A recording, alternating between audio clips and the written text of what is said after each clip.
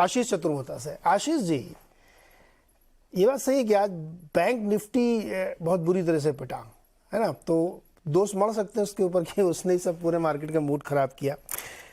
लेकिन मेरा जो ओरिजिनल सवाल था, जो मैंने मिहिर जी से शुरू किया था, कि दुनिया में इतना कुछ हो रहा है, हमारे ऊपर कोई फर्क ही नहीं पड़ रहा, सिर्फ इसलिए क्योंकि सुनील जी जैसे लोग म्यूचुअल फंड बहुत खरीदारी कर रहे हैं इसलिए?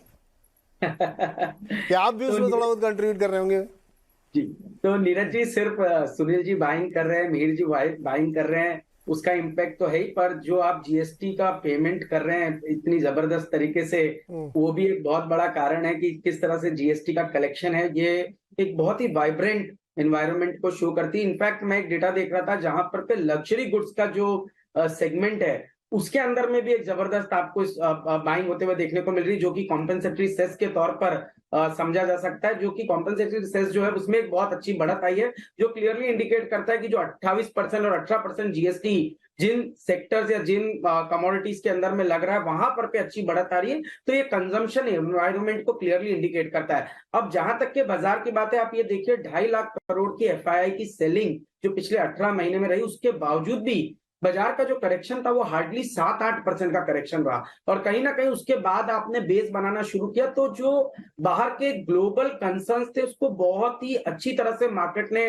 डिस्काउंट किया। और हम जैसे कहते हैं, बाजार एक डिस्काउंटिंग मशीन है, और ये डिस्काउंटिंग मशीन ये इंडिकेट कर रही थी काफी समय से कि जब कमोडिटीज के प्राइस, चाहे एल्यूमिनियम हो, कॉपर हो, जिंक, लेड, स्टील, क्रूड, इनके अंदर में एक बड़ी गिरावट हमें देखने को मिली। और जो सबसे बड़ा कोर कंसर्न था वो था इन्फ्लेशन। और इन्फ्लेशन के जो कोर था वो क्रूड और इस तरह की कमोडिटीज थी जिनमें बड़ा करेक्शन आया। और जिसके चलते आपने देखा अभी आरबीआई ने जब पॉज की बात की, तब भी मैं आपके शो पे था, तब हमने कहा था कि बैंक निफ्टी करीब करीब 44-45 हजार की तरफ बढ़ती हुई नजर आएगी, और सबसे बड़ी स्ट्रेंथ बैंकिंग की तरफ से आएगी जो इंडेक्स को राइड करेगी। और अब आप देखिए, आप हार्डली 400-500 पॉइंट दूर रह गए इंडेक्स के लेवल पे।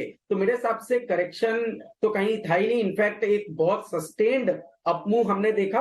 और हमें लगता है ये ट्रेंड बरकरार रहेगा, क्योंकि जिस तरह से अंडरलाइंग फंडामेंटल्स डेवलप हो रहे हैं, जिस तरह से जीडीपी की ग्रोथ आ रही है, जिस तरह से कैपिटल आउटले में बात हुई कि 10 लाख करोड़ का केपेक्स गवर्नमेंट की तरफ से होने वाला है, 5 लाख करोड़ का स्टेट की तरफ से केपेक्स होने वाला है, प्राइवेट इंटरप्राइजेस 7 से 8 लाख करोड़ का केपेक्स करेंगे। तो जब इतना केपेक्स होगा तो इसका जो इकोनॉमिक आउटपुट है वो जबरदस्त रहेगा, और ये इवेंचुअली कंजम्पशन के अंदर में भी देखने को नजर आएगा।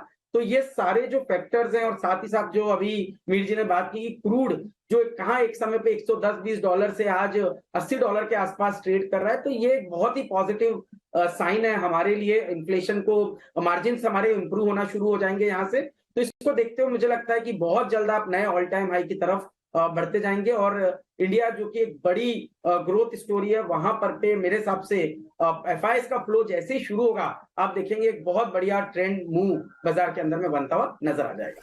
बल्कि मुझे लगता है थोड़ा थोड़ा शुरू हो भी गया है मीर जी। एफआई मतलब अब पहले जो था कि रोज बेचते थे, अब वैसा नहीं, अब तो खरीदते भी हैं खूब बीच बीच में। हमने लास्ट वीक एक डिस्कशन किया था, आशीष जी आपने बहुत सही बात कही कि जो जीडीपी इसका नंबर आया जीएसटी का ऑल टाइम हाई पे, उसको और एक्स्ट्रापोलेट करें ना, अलग अलग जो सिम्टम्स देखने को मिलते हैं बाजार में। एफएमसीजी कंपनी का रिजल्ट देखिए आप, क्या ज़बरदस्त रिजल्ट दिए हैं। आप नेस्ले की देखिए, टाटा कंज्यूमर की देखिए, इवन आप डावर की देखिए, एचयूएल की देखिए, कहीं कोई आपको वैसे कंसर्न नहीं दिख रहे जैसे कि एकदम पहाड़ गिर पड़ा हो और कुछ बिक ही नहीं रहा उनका।